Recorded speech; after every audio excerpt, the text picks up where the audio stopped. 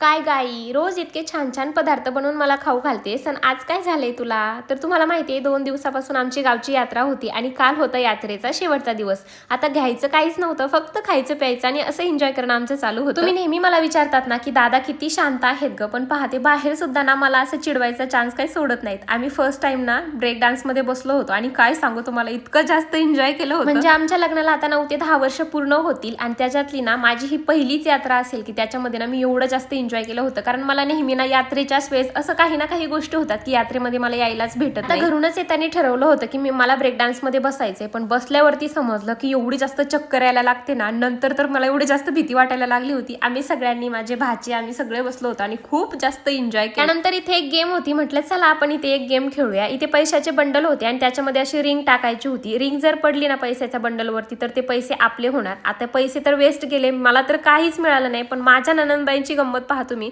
म्हणजे त्यांना डायरेक्टली आतमध्ये चालल्या होत्या टाकायला, मात्र त्यांना सगळेच बंडल हवे होते की काय, ह्याच आम्ही विचारात पडलो आणि त्यांना पाहून ना अक्षरशः आमचं पोटच दुखायला लागलं होतं. आम्ही इतके जास्त हसत होतो. आता त्यांच्या एवढ्या प्रयत्नानंतर सुद्धा त्यांना सुद्धा काही पैसे नाही मिळाले, सगळ्यांचे पैसे वेस्ट गेले. म्हणून एवढं जास्त डोकं गरम झालं होतं. म्हटलं चला थोडंसं थंड पिऊन ना डोकं शांत करू. आम्ही सगळेच बाहेर काही ना काही खात होतो. त्यातले त्यात दक्षूला असा प्रश्न पडला होता की आई इतकं छान छान पदार्थ माझ्यासाठी रोज बनवते, आज काय झालं हिला, मला तर काही देतच नाही. म्हणून ना थोडासा फक्त ग्लास त्याच्या तोंडाला लावला होता, जसं काही तू पण पितोय असं.